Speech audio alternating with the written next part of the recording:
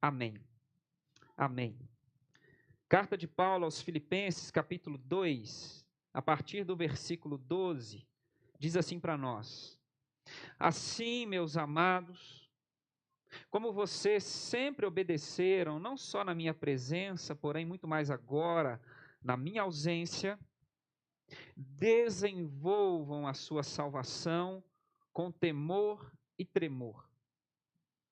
Porque Deus é quem efetua em vocês tanto o querer como realizar, segundo a sua boa vontade. Façam tudo sem murmurações nem discussões, para que sejam irrepreensíveis e puros, filhos de Deus, inculpáveis no meio de uma geração pervertida e corrupta, na qual vocês brilham como luzeiros no mundo, preservando a palavra da vida. Assim, no dia de Cristo, poderei me gloriar de que não corri em vão, nem me esforcei inutilmente. Entretanto, mesmo que eu seja oferecido como libação sobre o sacrifício e serviço da fé que vocês têm, fico contente e me alegro com todos vocês. Assim também vocês, pela mesma razão, fiquem contentes e se alegrem comigo. Amém. Amém. Palavra do Senhor para nós, você pode se assentar. Sem dúvida alguma, uma das crises que nós vivemos no nosso tempo, talvez tenha sido de outros tempos, eu desconfio também, mas hoje é, sem dúvida alguma, uma crise. Poderíamos dizer que é uma crise de responsabilidade. Somos uma geração irresponsável. Irresponsável. É uma palavra que eu cresci ouvindo a minha mãe, pedindo de mim e esperando de mim. E confesso que eu nunca gostei muito, mas hoje eu vejo como isso é importante. Responsabilidade. Ser responsável. O responsável é a pessoa que responde, que assume, que entende o seu papel, o seu lugar. E é muito interessante como que a falta da responsabilidade vai nos prejudicando.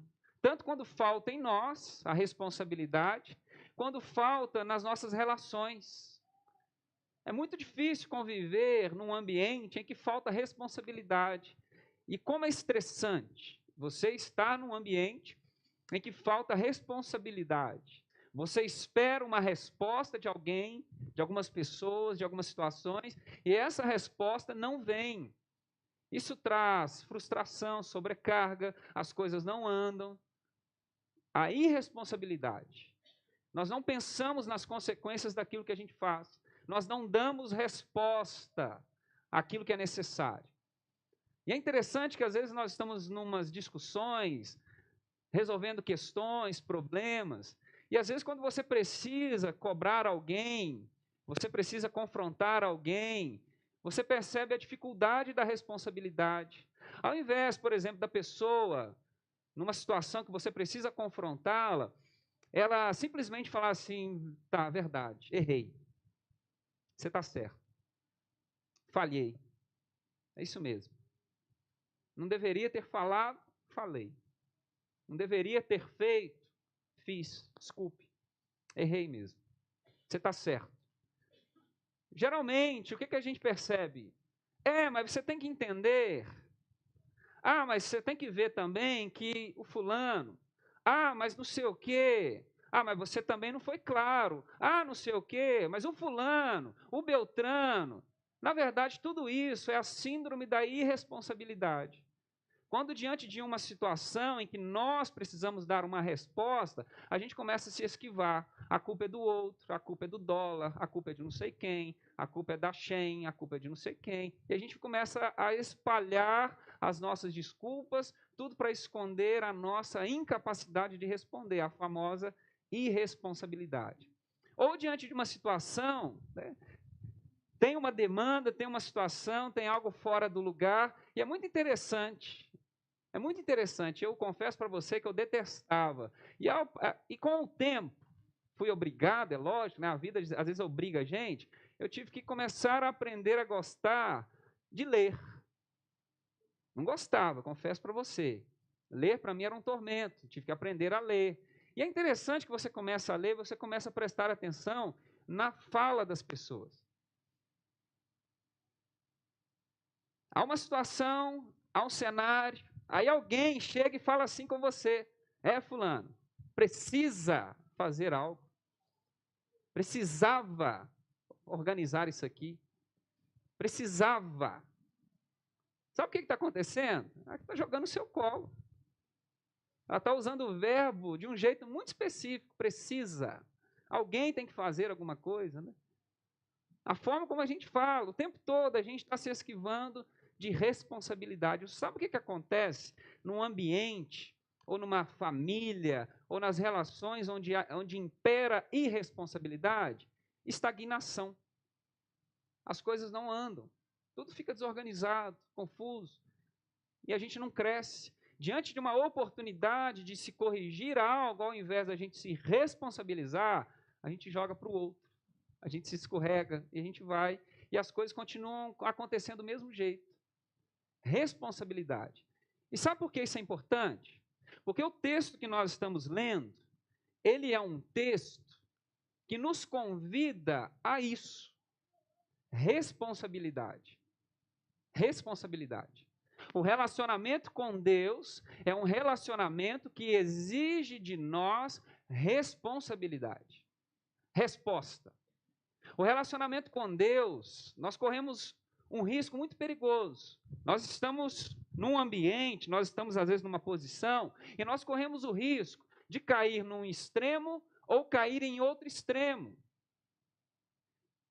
E a solução para que não haja esse extremismo na nossa experiência de fé, que ambos extremismos que a gente vai pensar aqui agora são perigosíssimos, a responsabilidade é o antídoto para que a gente de fato tenha uma experiência cristã satisfatória e no final de tudo, como Paulo está dizendo aqui, nós não teremos corrida em vão. Responsabilidade. O relacionamento com Deus é um relacionamento que exige de nós responsabilidade. Isso que nós chamamos de experiência com Deus ou de experiência de salvação é algo muito misterioso. É algo muito misterioso.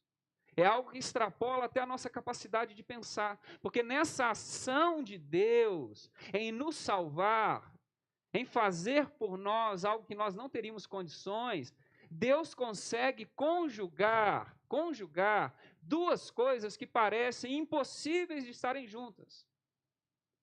Impossíveis.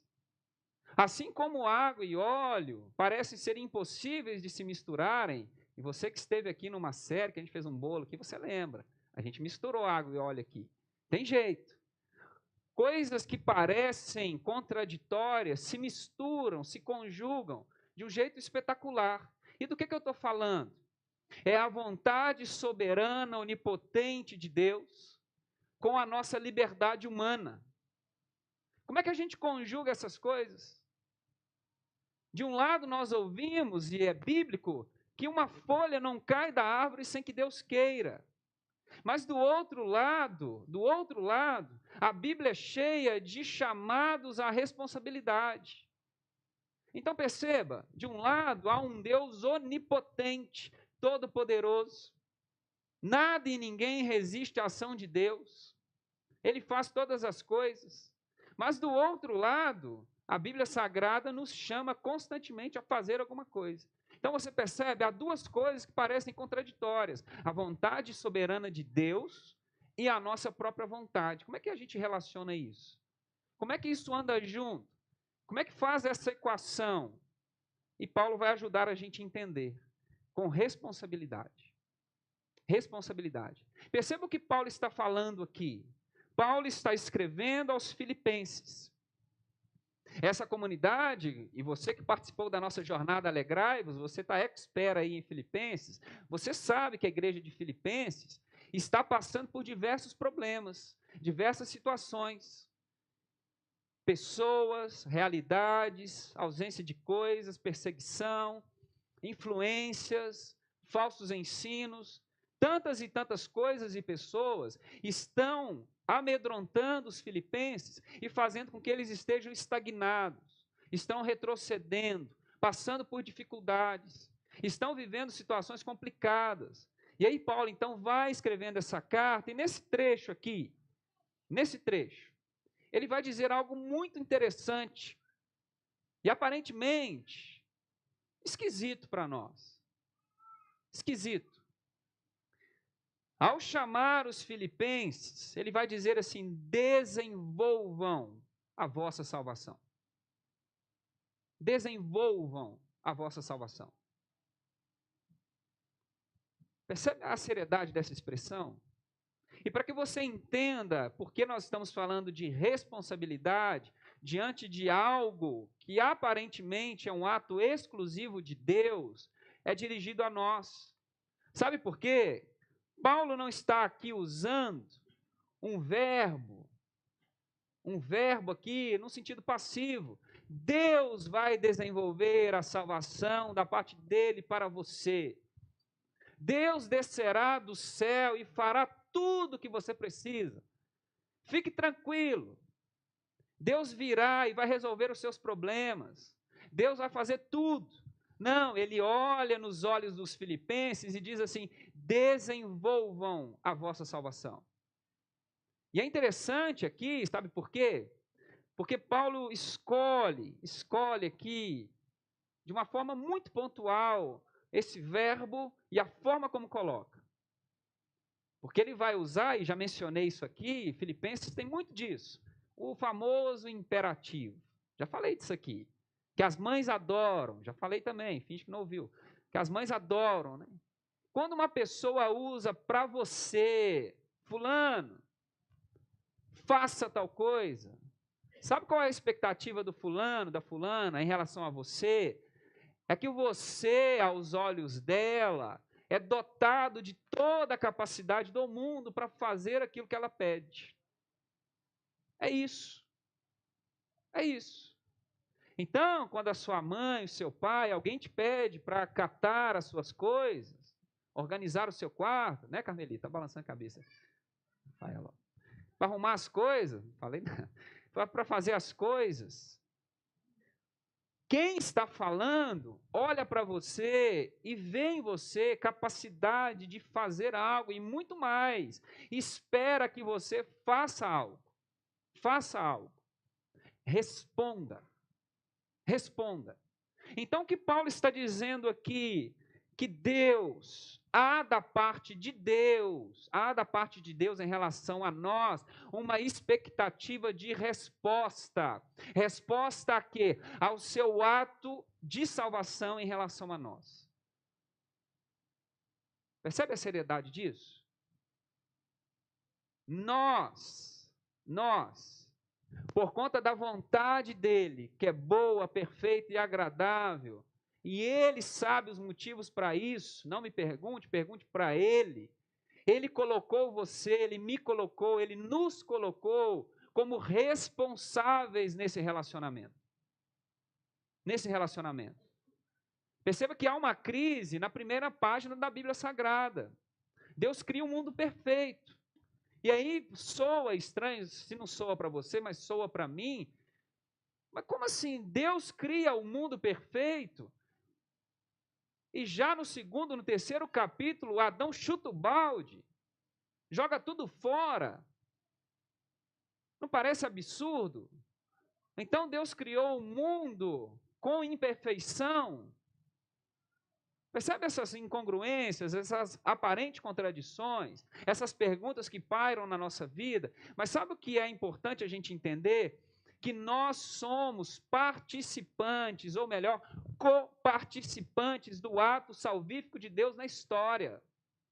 E sabe por que isso é importante? Por que a gente precisa entender isso? Porque Deus espera que nós estabeleçamos com Ele um relacionamento pleno, pautado no amor. E sabe quando é possível existir um verdadeiro amor? Quando você tem toda a capacidade de negar a pessoa que deve ser o alvo do seu amor. Entende isso? Só é possível amar verdadeiramente alguém se você pode verdadeiramente deixá-la. Deixá-la. Se há um mínimo de constrangimento, se há um mínimo de prisão, de coerção, de impedimento, de violência, que te mantém presa num relacionamento, não há possibilidade de um amor perfeito. Então Deus cria o ser humano dotado de toda e qualquer capacidade de rejeitá-lo. De rejeitá-lo. Para quê? Para que nessa liberdade plena surgisse o verdadeiro amor. Só é possível amor onde há liberdade plena. E o ser humano, como você bem sabe, escolhe o caminho da liberdade plena e vai embora. Volta-se de costas para Deus e você já sabe o desfecho dessa história. Então nós somos responsáveis. Responsáveis. Por mais que seja mínima, pequena, em comparação ao que Deus está fazendo no mundo, Ele espera que nós participemos disso. Por isso, Paulo olha nos olhos dos filipenses, e poderíamos dizer, olha nos nossos olhos aqui agora, e diz assim: desenvolvam a vossa salvação.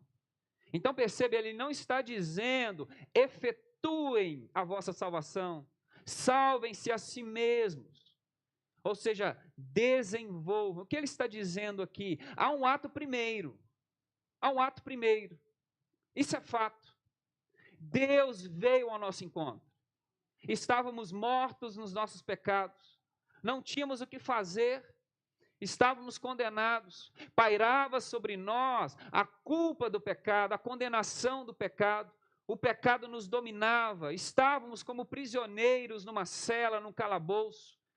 Havia uma sentença de morte sobre nós, não havia o que poderíamos fazer para sairmos dessa condição, mas sabe o que Deus fez? Porque Ele nos amou, Ele rasgou os céus, e Ele pisou na história, invadiu a nossa prisão e nos libertou.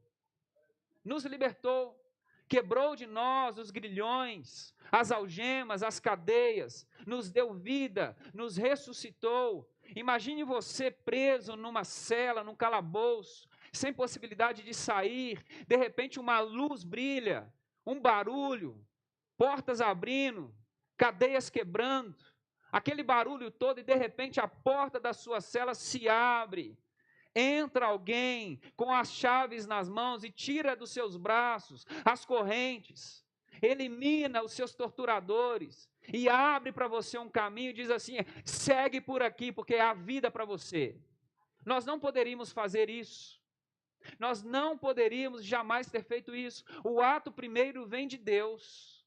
O ato salvífico começa na pessoa de Deus.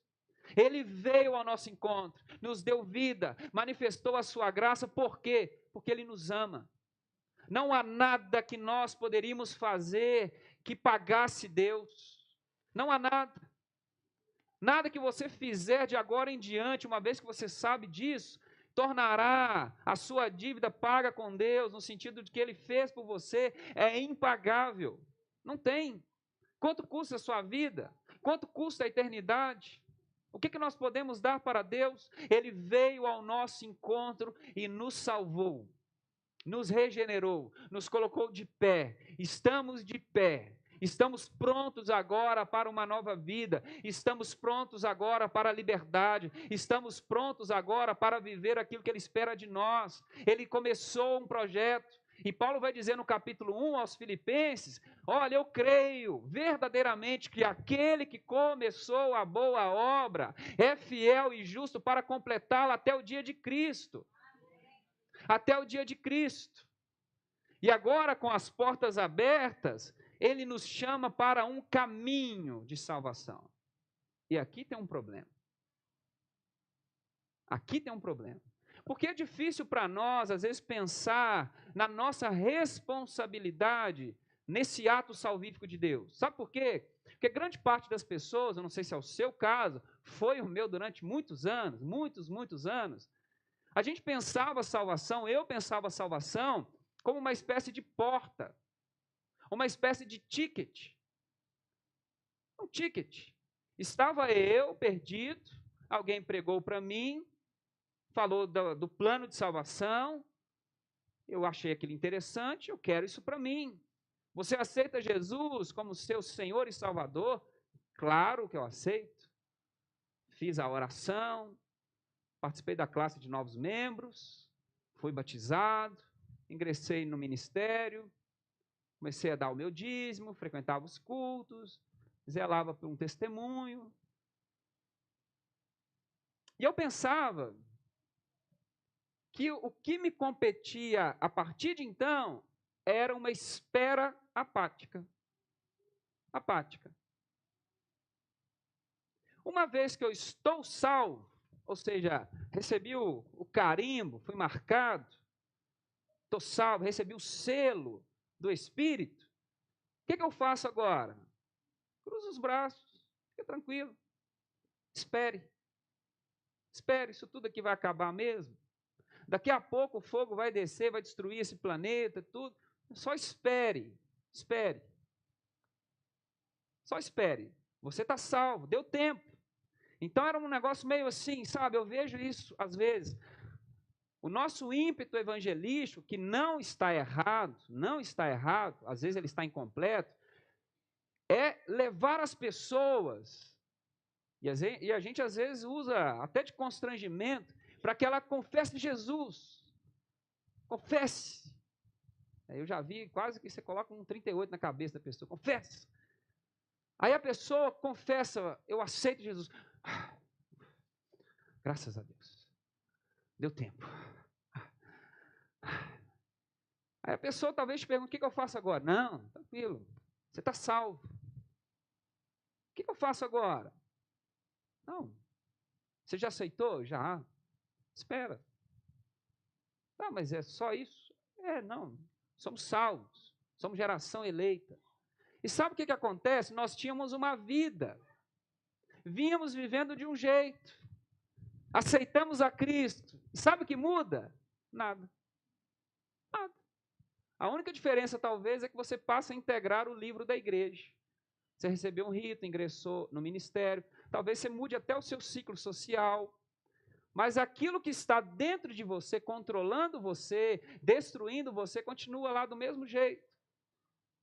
Talvez você passe a tomar um cuidadozinho maior, sabe? Porque agora você frequenta um lugar que certas práticas que você tinha antes, esse grupo não vê com bons olhos. Lá onde você estava, tudo bem, mas agora você está dentro de um grupo que não vê com bons olhos essas práticas. Então, na frente desse grupo, em alguns ambientes, você age desse jeito, daquele jeito, assado assim, usa uns vocábulos, usa uma roupinha mais ou menos aceitável, muda uma coisinha ali, e no máximo, às vezes, que a gente tem uma mudança estética. Estética.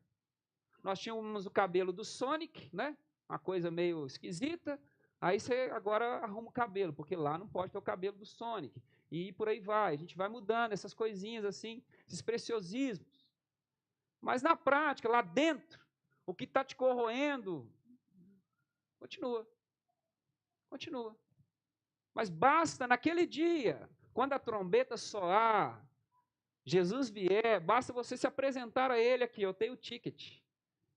Vai ter um anjo lá com leitor de QR Code, né? Se apresenta o seu ticket e você entra. O portão vai abrir, você entra, pronto. Para muitas pessoas, salvação é isso.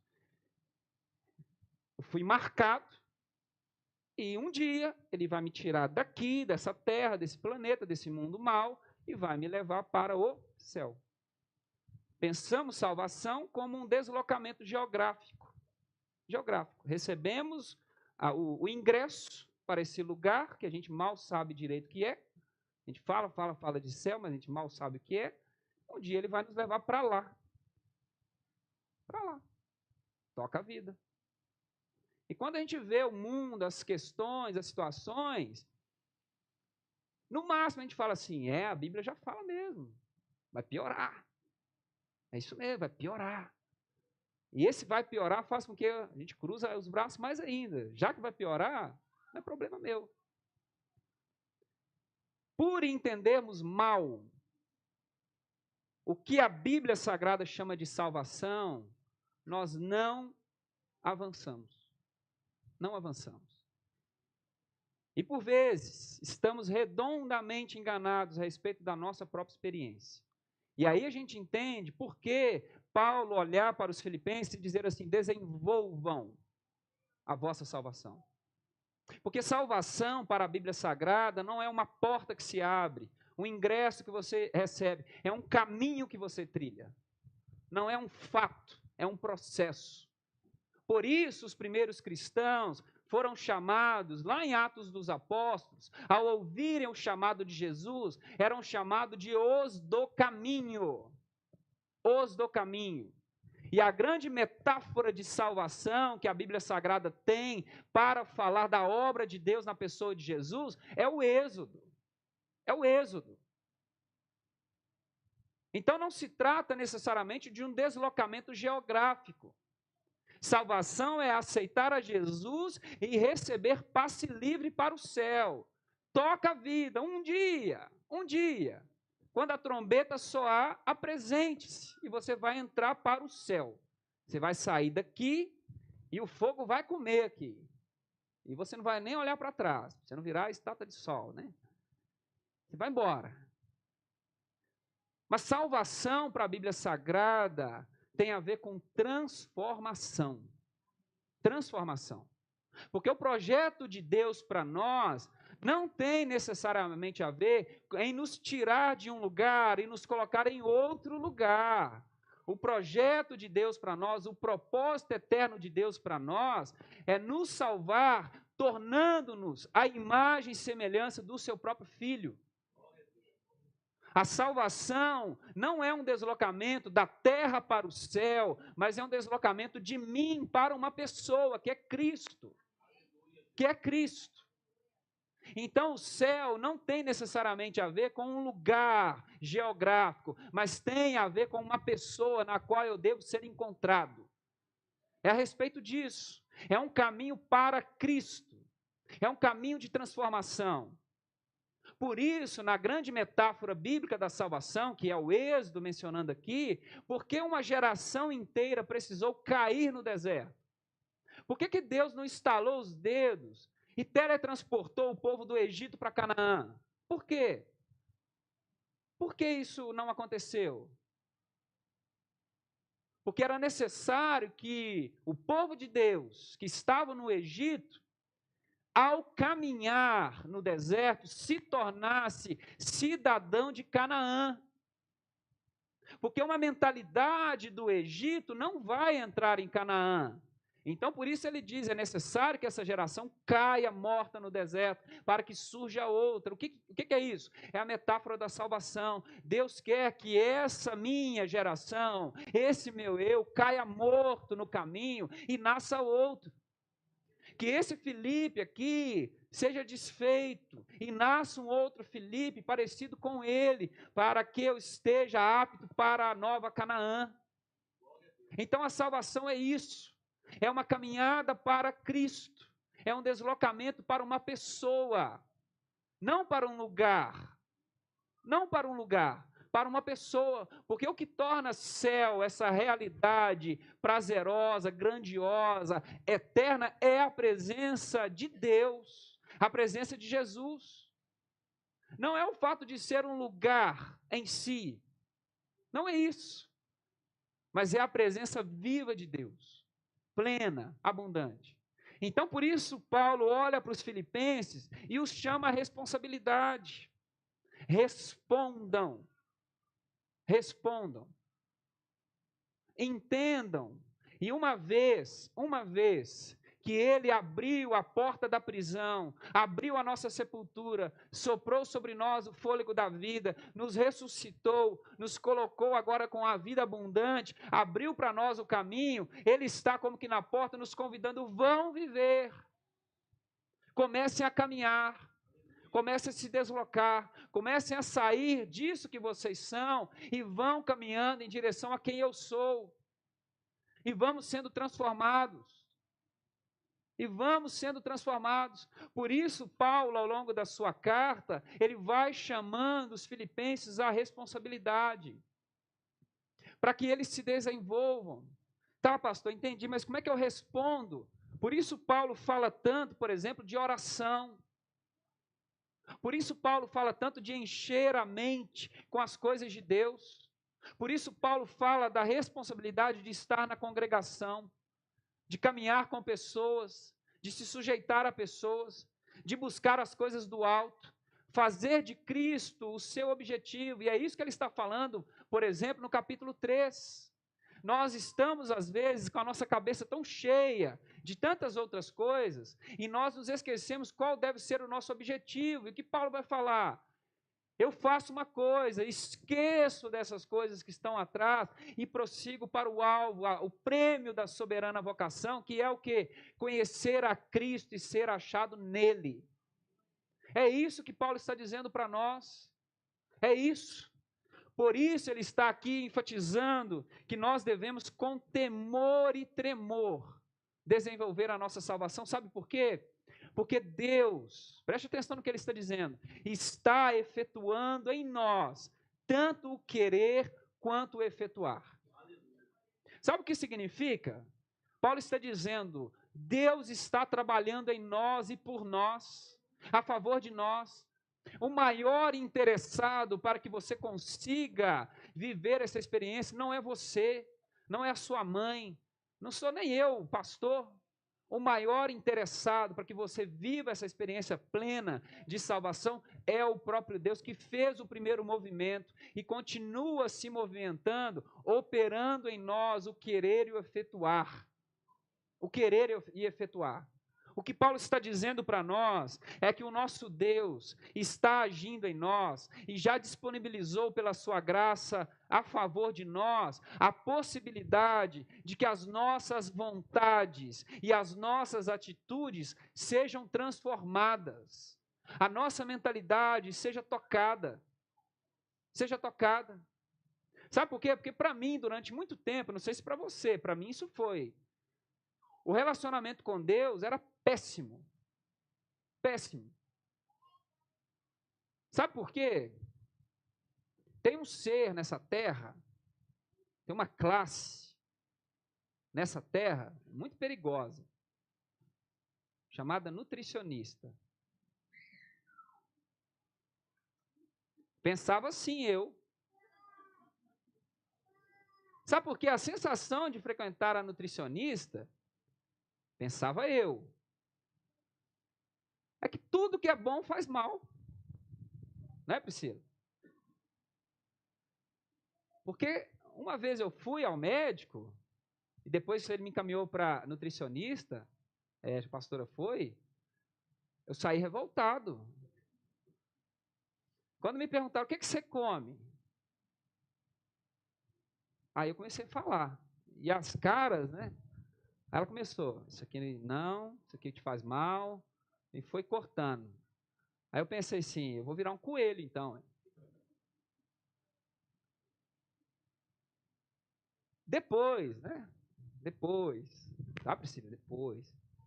São anjos. Amém, viu? Porque foi uma experiência que me forçou, nos forçou, né, amor? A mudar a nossa mentalidade. Sabe por quê? Diante das negativas, consciente, crítica, de que, por exemplo, comer aquilo fazia mal para o meu corpo, sabe o que eu pensava e falava? Ah, mas eu gosto tanto disso. Ah, eu não consigo. Eu sinto muita vontade. E é verdade. É verdade. Fala sério, aquele pudim, né? Aquele sorvetinho, aquelas coisas suculentas, né? Fala sério. Algumas coisas, de fato, do jeito que a gente consome, nos fazem mal. E aquilo vinha sobre mim, e eu pensava, tudo que eu gosto e quero comer, parece que não pode. E por que eu estou brincando com isso? Assim como eu percebi que o problema estava na minha cabeça, no meu corpo, viciado em coisas que me fazem mal, e eu fui obrigado a mudar as minhas vontades, os meus gostos alimentares, pensando no meu bem-estar, o meu relacionamento com Deus era mais ou menos assim. A sensação que eu tinha é de que tudo que eu gostava, de tudo que eu queria fazer, era proibido por Deus. Proibido. Era proibido. E a mensagem que eu passava para os meus amigos é: faça qualquer outra coisa da vida, não vá à igreja, pelo amor de Deus, que a minha vida é muito ruim. Muito ruim. Não faça isso com a sua vida. Continue aí onde você está. Porque minha mãe me obriga e tal, eu tenho que fazer média, aquela coisa toda, mas minha vida é péssima. E quando eu tenho uma brechinha, meu filho, aí o pudim vai embora, né? No sentido metafórico, viu? Você entendeu? Porque era assim. As minhas vontades, os meus desejos, as minhas práticas não condiziam. Então é um fardo. Mas sabe o que Paulo está dizendo para nós? Que quando nós estamos num relacionamento verdadeiro com Deus, quando nós estamos num relacionamento verdadeiro com Deus, responsável, respondendo, em desenvolvimento, sabe o que acontece? Nós desfrutamos de um Deus, de uma presença divina que opera em nós a possibilidade e a realidade de que as nossas vontades e as nossas práticas sejam transformadas. Transformadas. Aí a gente sai daquela religiosidade do pode, não pode, do é proibido, não é proibido, e a gente vai para a realidade da liberdade, do domínio próprio. Eu tenho consciência do que faz bem para mim, e eu vou atrás daquilo que Deus tem para mim, sabe por quê? Porque agora, nesse processo, eu quero o que Deus quer. Eu quero o que Deus quer, eu faço o que é bom para mim. Eu faço o que Deus espera de mim, sabe por quê? Porque eu estou respondendo à sua ação em mim de transformação da minha vontade. Então, do mesmo jeito que hoje, tá, Priscila, eu como coisa que eu jamais comi, e disse até, paguei a língua, que eu nunca comeria tal coisa, eu como direto, me faz bem. Do mesmo jeito hoje, eu faço coisas para Deus e em Deus que eu jamais gostaria de fazer, ou pensei que eu teria capacidade de fazer, sabe por quê? Porque Ele está agindo em mim, mudando as minhas vontades e as minhas capacidades de ação.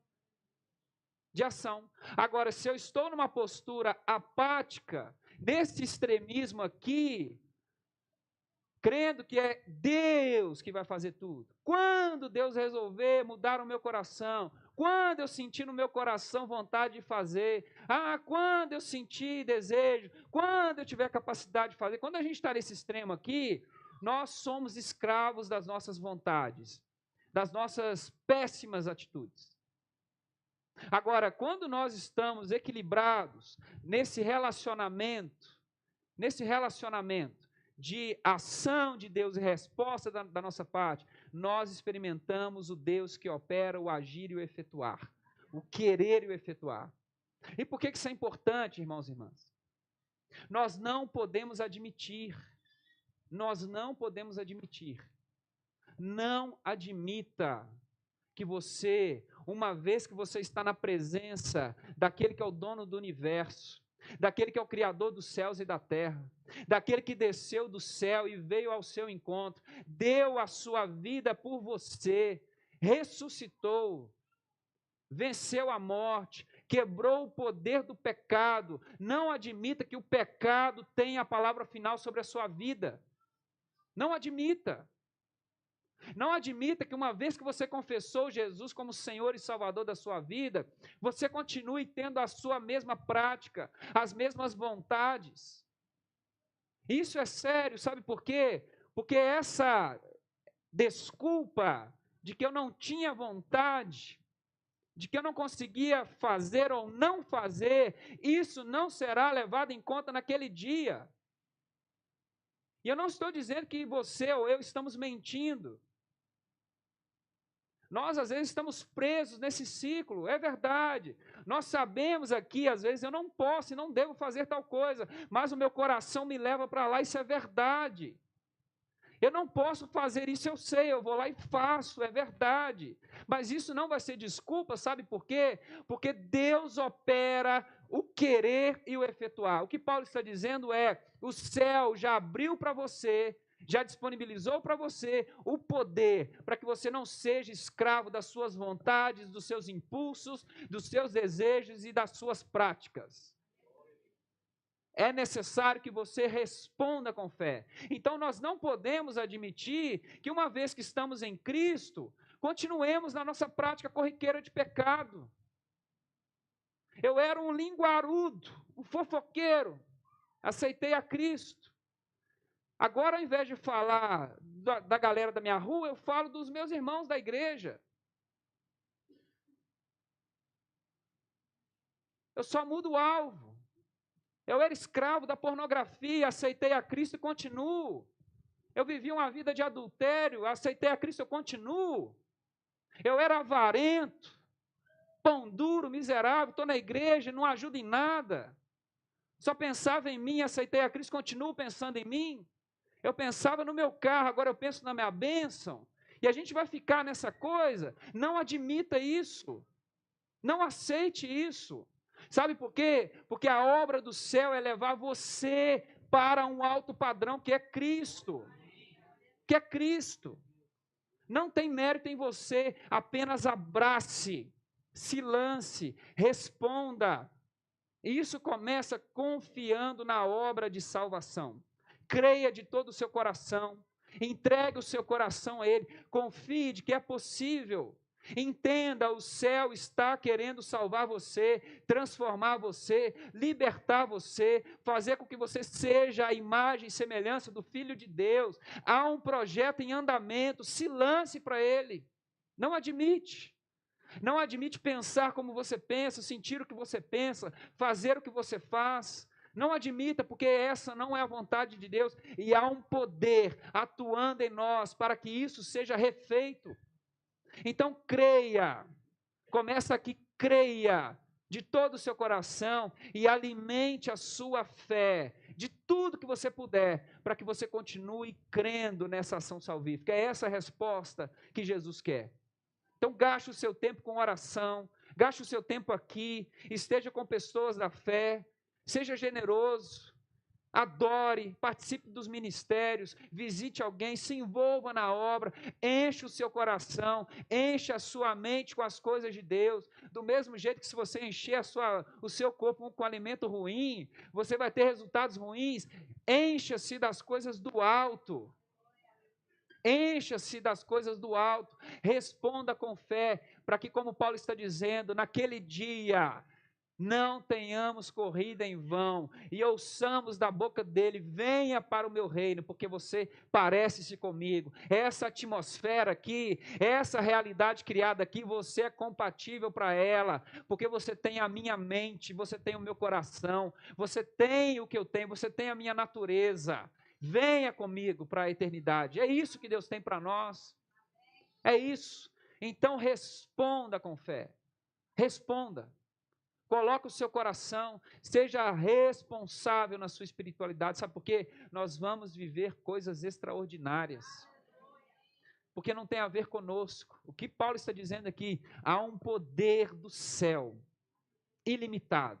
Nenhum pecado que talvez domine a sua vida, domine a minha vida, terá a palavra final. Nenhum. Quem tem a palavra final é Ele. Então, como Paulo está dizendo, eu digo para vocês, desenvolvam a sua salvação, para que no dia de Cristo estejamos com Ele para toda eternidade. Amém. Se coloque de pé, eu quero orar por você.